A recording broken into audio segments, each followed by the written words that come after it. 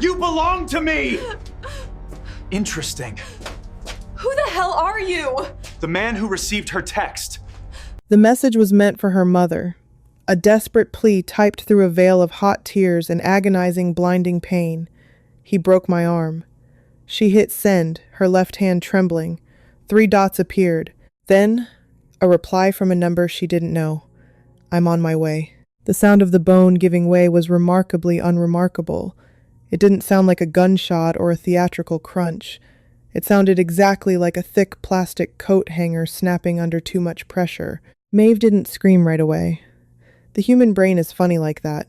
It buffers trauma, buying you 3 seconds of absolute, terrifying clarity before the pain hits. In those 3 seconds, she noticed the smell of stale garlic from the takeout containers on the counter. She noticed the erratic, high-pitched whine of the refrigerator compressor. She noticed the way Colin's jaw slacked, his eyes widening as he stared at her forearm, which was suddenly, sickeningly bent at an angle nature never intended. Then, the white-hot agony tore up her shoulder and lodged in her throat. She screamed. It wasn't a movie scream. It was a guttural, ugly sound, thick with saliva and panic. She scrambled backward, her socks slipping on the cheap linoleum floor, clutching her right arm to her chest. Maeve, Colin started, holding his hands up. His knuckles were pale. He smelled of cheap domestic beer and unwashed denim. You pulled away. You pulled away too fast. I was just trying to stop you from leaving. She didn't answer. She couldn't. The nausea was an iron fist in her stomach. She turned and bolted for the bathroom, slamming the hollow wooden door shut with her left hand and throwing the flimsy thumb lock. Maeve, come on. Colin's voice filtered through the wood, already shifting from shock to defensive anger. The familiar cycle. He hit the door with the flat of his hand, rattling the frame. Don't lock the door. We need to look at it. Open the door, damn it. Maeve sank to the floor, her back against the bathtub. The porcelain was freezing through her thin t-shirt. She squeezed her eyes shut, panting, cold sweat breaking out across her forehead and the back of her neck. Her right arm throbbed with a heartbeat of its own, a heavy, relentless pounding that made her vision swim with dark spots. She needed a hospital. She needed out. With shaking, clumsy fingers, she dug her phone out of her back pocket using her left hand. The screen was spider-webbed with cracks from the last time Colin had a bad day at the auto body shop. She bypassed the broken contacts app, which had been crashing since Tuesday, and opened the keypad. She knew her mother's number by heart. It was the only number she knew.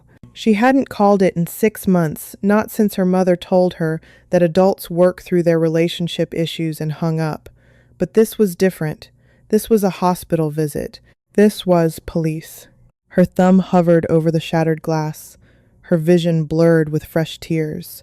3, 1, 2. She typed the rest. She was shivering violently now, her teeth clicking together. Shock was setting in. He broke my arm, she typed. No preamble, no apologies, just the raw, pathetic truth. She hit send. The silence in the bathroom was deafening, broken only by Colin's heavy pacing in the hallway and the drip of the leaky faucet into the rust-stained sink. Maeve stared at the screen, watching the green bubble, waiting for the read receipt, waiting for her mother to call, to finally sound like a mother, to say she was driving over. Instead, a gray bubble appeared. 3 dots. Typing. Maeve let out a ragged breath. Thank God. The phone vibrated. A text. But it wasn't a question. It wasn't shock. It was 4 words. I'm on my way. Maeve blinked, a drop of sweat stinging her eye. She looked closer at the screen. She looked at the number at the top of the thread. Her breath hitched. She had typed a 7 instead of an 8 for the last digit. It wasn't her mother. Panic, icy and sharp, cut through the haze of physical pain. She had just sent a confession of domestic assault to a total stranger. She frantically tapped the screen, trying to type an apology, trying to say wrong number, please ignore. But her left hand was trembling too violently. The phone slipped, clattering onto the bath mat. Maeve, Colin growled from the other side of the door. The handle rattled violently. I'm not playing this game. You embarrassed me. Now open the door before I take it off the hinges. She pulled her knees to her chest, cradling her ruined arm, and stared at the phone on the floor. The screen stayed lit for 30 seconds. Then it went black. She was entirely alone. 20 minutes passed. Or maybe it was 2 hours. Time had dissolved into a puddle of throbbing pain and cold sweat. Colin had stopped banging on the door. Maeve could hear him in the kitchen, the clinking of glass, the heavy thud of the refrigerator door opening and shutting. He was drinking. That meant the apologetic phase was being skipped entirely. He was moving straight to the resentful, aggressive phase. She needed to stand up. She needed to wrap her arm in a towel and climb out the tiny frosted window above the toilet. But her legs felt like wet sand. Every time she shifted, the grating feeling of bone on bone sent a fresh wave of nausea washing over her. Then, a knock. It wasn't a polite tap. It wasn't the frantic hammering of the police. It was 3 heavy, measured thuds on the apartment's front door. The sound carried a weight that vibrated through the cheap drywall. Maeve froze. Her breathing stopped. In the kitchen, the clinking ceased. "Who the hell is that?" Colin muttered. Heavy footsteps moved toward the front door. "We didn't order anything," he yelled out. The silence stretched. Then, 3 more thuds. Exactly the same cadence. "I'm coming. Keep your shirt on," Colin snapped. The deadbolt slid back with a metallic clack. The door groaned on its hinges. "Yeah? What do you want?" Maeve pressed her ear against the bathroom door, her heart hammering against her ribs. "You, Colin?" a voice asked. It was a low, resonant voice. Gravel and velvet. It didn't sound angry, which terrified Maeve more than if he had been screaming. It sounded utterly bored. "Who's asking?" Colin demanded, his tone adopting that artificial puffery he used when he felt threatened. "Move," the voice said. There was a sudden, violent scuffle. A heavy thud. The sound of a boot connecting with something soft, and then a wet, choking gasp. Something heavy crashed into the hallway wall, rattling the framed picture of a landscape Maeve had bought at a thrift store. "Hey!" What the Colin choked out, his voice instantly stripped of its bravado. "Where is she?" the voice asked. "Who?" "I don't know who you're—" Another sickening thud. Colin let out a high-pitched whimper that made Maeve's stomach turn. "The woman with the broken arm," the voice said. The cadence still even. Undisturbed. "Where is she?" Footsteps approached the bathroom.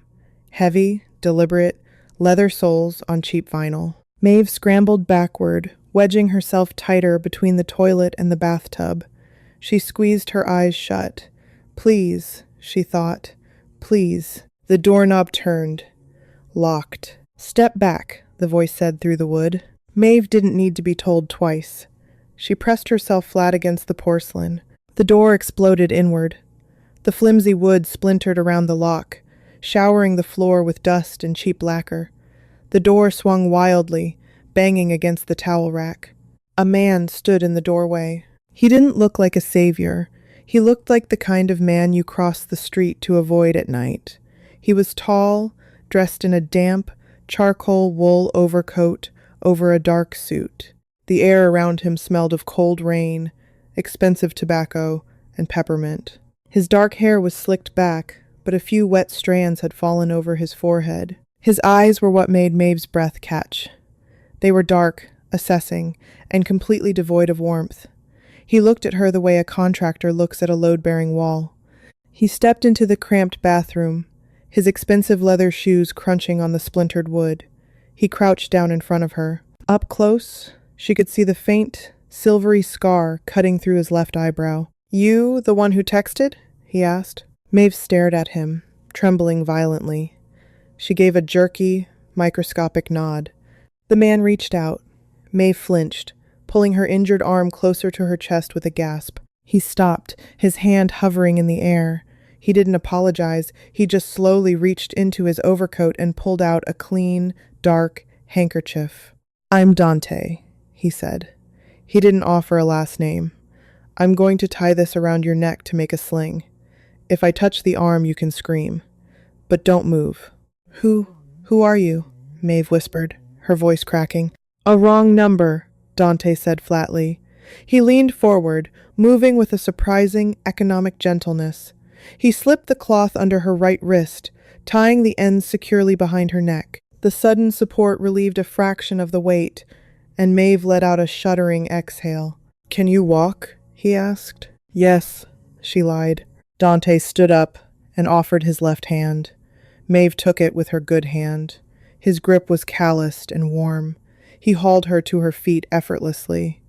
As he guided her out of the bathroom, Maeve saw Colin. He was slumped against the wall by the front door.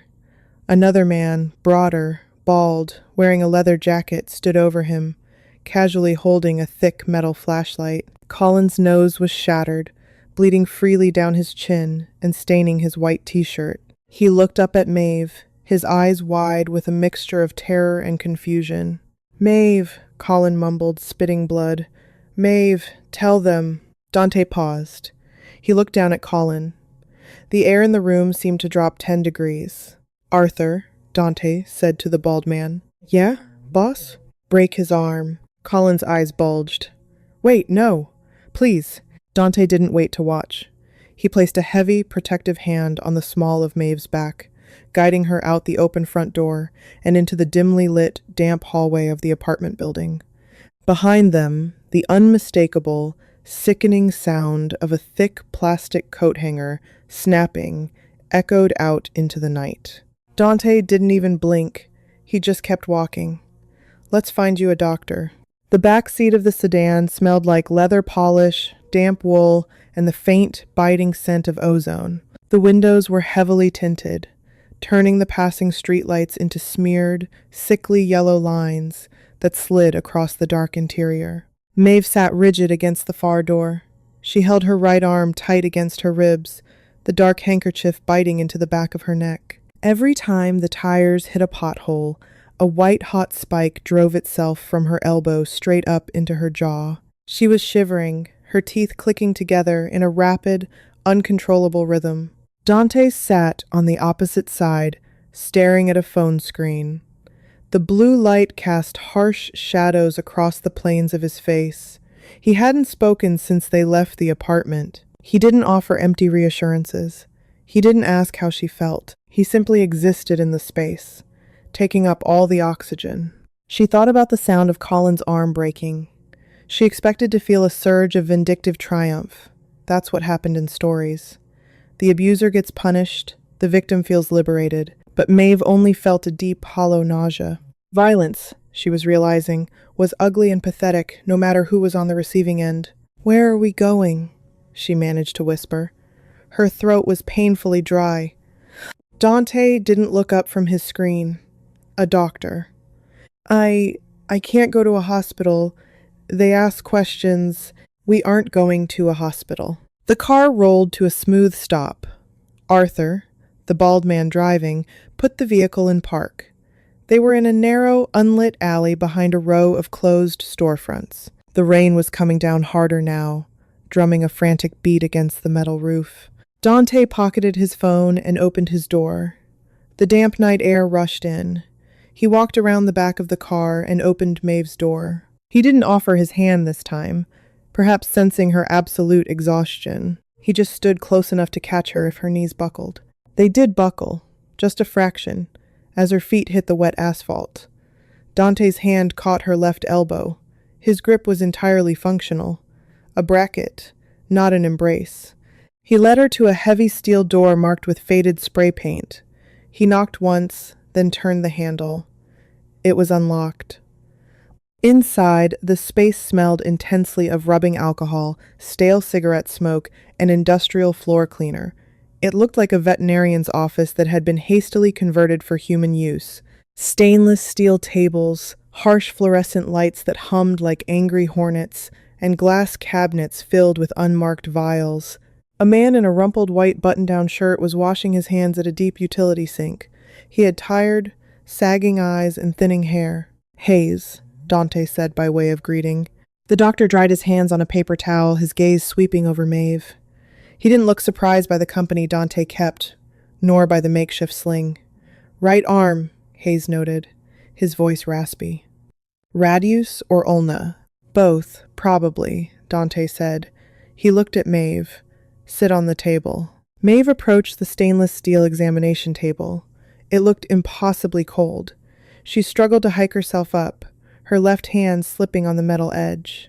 Dante stepped in, placing a hand on her waist and lifting her the rest of the way with a casual, terrifying strength. I need to take your shirt off, Hayes said, walking over with a pair of heavy trauma shears. Maeve's breath hitched. She looked down at her cheap gray t-shirt. No, I just cut the sleeve. If I'm setting a fracture, I need to see the shoulder alignment, Hayes said flatly. He didn't wait for permission. He slipped the bottom blade of the shears under the collar of her shirt and sliced downward. The thick cotton parted with a harsh ripping sound. He cut down the side, avoiding the broken arm entirely, and let the ruined fabric fall to her waist. She sat there in a faded, wire-free bra, shivering violently under the harsh lights. The cold air raised goosebumps on her pale skin. She crossed her left arm over her chest, a pathetic attempt to hide herself. Dante didn't look away, but his eyes weren't roaming. They were fixed on the angry, purple-black swelling blooming across her right forearm. The skin was stretched taut, shiny and hot to the touch. Mid-shaft fracture. Displaced, Hayes muttered, pressing gently around the swelling. Maeve let out a sharp, breathless cry, her vision going momentarily black. Sorry, Hayes said, not sounding sorry at all. I can't give you general anesthesia.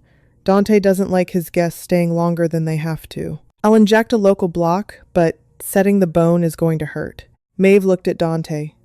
He was leaning against the edge of a counter, arms crossed, watching her. Do it, she whispered. Hayes prepared a syringe. The prick of the needle was nothing compared to the deep, throbbing agony in her bones. She waited for a numbness that never fully came.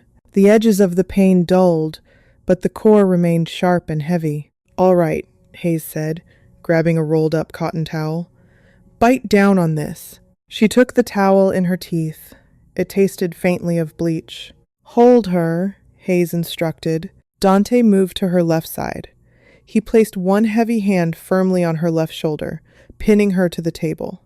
His other hand wrapped around her ribcage. His body heat radiated through his wool coat, a sudden, grounding anchor in the freezing room. On 3, Hayes said, taking her right wrist and elbow. 1. 2. He didn't wait for 3. He pulled and twisted simultaneously. The sound was worse this time. A wet, grating crunch that echoed in her own skull. Maeve screamed into the towel. Her back arched violently off the table, her legs kicking out. The pain was absolute, a blinding explosion that erased everything else in the room. She thrashed, her left hand clawing blindly, finding the lapel of Dante's coat and gripping it with desperate strength. Dante didn't budge. He held her down, a living vice, his weight immovable. Got it, Hayes grunted, quickly wrapping the arm in thick layers of cotton padding, followed by wet, heavy strips of fiberglass. Maeve collapsed backward against Dante's arm, gasping for air. The towel fell from her mouth. Hot tears streamed down her face, cutting tracks through the cold sweat on her cheeks. She was panting, her chest heaving, her fingers still clamped into Dante's wool coat. Dante looked down at her. For a fraction of a second, the flat, dead look in his eyes shifted. It wasn't pity. It looked more like recognition. Breathe, he told her. His voice was a low rumble. It's over. She let go of his coat and slumped forward, resting her forehead on her knees. She felt the heavy, wet weight of the cast hardening on her arm. Hayes tossed a gray sweatshirt onto the table. Put that on her once it sets. Give her these. He tossed a plastic orange bottle onto the counter. 2 every 6 hours. Keep it elevated. Dante picked up the bottle. He didn't thank the doctor. He just turned to Maeve. Can you stand? He asked. Maeve nodded slowly. She didn't have the energy to lie. She felt hollowed out, scraped clean by the pain. Dante helped her carefully thread her good arm through the sleeve of the oversized sweatshirt, then draped the rest over her right shoulder. As they walked back out into the freezing rain, Maeve realized she had no keys, no money, and no home to return to.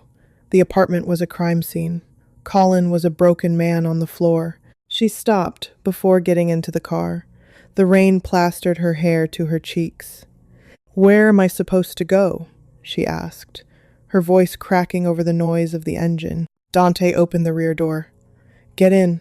Maeve woke up to the smell of strong, dark roast coffee and the sound of rain lashing against thick glass. She was lying on a couch, not a cheap, lumpy futon, but a sprawling, modular piece of furniture covered in slate-gray linen. A thick, wool blanket had been draped over her. Her right arm rested on a silk pillow, heavy and encased in white fiberglass. She blinked against the gray morning light, filtering through floor-to-ceiling windows. Beyond the glass, the city skyline stretched out, shrouded in low-hanging clouds and fog. They were high up. A penthouse, or something close to it. The throbbing in her arm had settled into a dull, manageable ache, thanks to whatever was in the orange bottle. She sat up slowly, pushing the blanket aside with her left hand. The oversized sweatshirt swallowed her frame. She looked around the room. It was vast, minimal, and entirely devoid of personal touches. No photo, no art. Just expensive, functional furniture and clean lines. Dante was sitting at a massive dark oak dining table, 20 feet away. He was wearing a fresh white shirt, the sleeves rolled up to the elbows, revealing forearms corded with muscle and faint, pale scars. He was reading a stack of printed documents, a small porcelain espresso cup resting near his hand.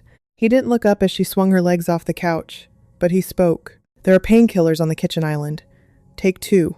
Water is in the fridge." Maeve stood. Her legs felt steadier today. She walked to the kitchen, her bare feet silent on the polished concrete floor. She found the pills, swallowed them dry, and leaned against the cold marble counter. She watched him for a long moment. He turned a page. The scratching of his pen was the only sound inside the apartment. "Why did you come?" she asked. The question hung in the air, heavy and blunt. Dante finished writing a note in the margin of the paper before setting his pen down. He finally looked up. His dark eyes were just as unreadable in the daylight as they had been in the dingy hallway of her apartment building. "You sent a message," he said simply, "to a wrong number. I don't know you. You don't know me. People don't just show up to strangers' apartments and shatter a man's face because of a text." Dante picked up his espresso cup, took a slow sip, and set it down. "Most people don't." Maeve crossed the room, stopping a few feet from the table. She needed to understand. She needed to know what kind of cage she had just walked into. "Are you going to ask for money?" she asked, her voice tight. "Because I don't have any. I work at a diner on 4th Street. My bank account has $32 in it. If this is a ransom thing, you picked the wrong girl." Dante leaned back in his chair. He studied her. He looked at her bruised jaw, the dark circles under her eyes, and the heavy white cast resting against her stomach. "I don't need your $32, Maeve," he said. The way he said her name, flat, precise, made the hair on her arms stand up. "Then what do you want?" "Nothing." Maeve let out a harsh, cynical laugh. It scraped her dry throat. "Nobody wants nothing. Colin said he wanted nothing when I moved in. He just wanted to take care of me. That lasted until I bought the wrong brand of beer." She pointed to her cast. "This is what nothing gets you." Dante's jaw tightened imperceptibly, a microscopic shift in his calm facade. "I am not Colin," Dante said. The temperature in the room seemed to drop. "Do not compare me to a man who hits women because he can't control his own pathetic life." "Then who are you?" "I'm the man who broke his arm," Dante replied evenly. "And I'm the man telling you that you are not going back to that apartment. I have clothes there. I have a life. You have garbage bags full of cheap fabric and a man who will eventually kill you. Arthur went back this morning. Your boyfriend is in the hospital. When he gets out, he won't be looking for you. He knows what will happen to his other arm if he does." Maeve stared at him. The sheer, casual arrogance of it was suffocating. He had dismantled her entire life in less than 12 hours, and he was sitting there drinking espresso like he had just sorted the mail. So what? Maeve demanded, her voice rising, shaking with a sudden, delayed anger. What happens now? I just stay here? I become your stray dog? I don't know what you do, but men who travel with armed guards and have underground doctors on speed dial aren't running charities. Dante stood up.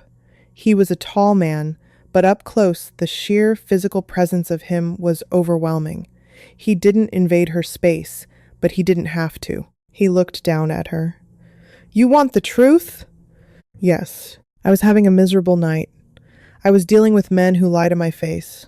Men who steal from me. I sat in my car, looking at a text from a stranger who was terrified, telling the raw truth to someone she thought was her mother. He paused, his dark eyes locking onto hers. It offended me. The cowardice of the man who did it offended me. So, I handled it. Maeve swallowed hard. And my debt? There is no debt, Dante said softly. It was the quietest she had heard him speak. But you're right. I don't run a charity. You can walk out that door right now. The elevator goes straight to the lobby. You can go back to your diner. You can go back to looking over your shoulder. He reached into his pocket and pulled out a thick stack of bills, setting it on the edge of the oak table. Or, Dante continued, you can stay. There are guest rooms down the hall. You can heal. You can figure out what you want to do next.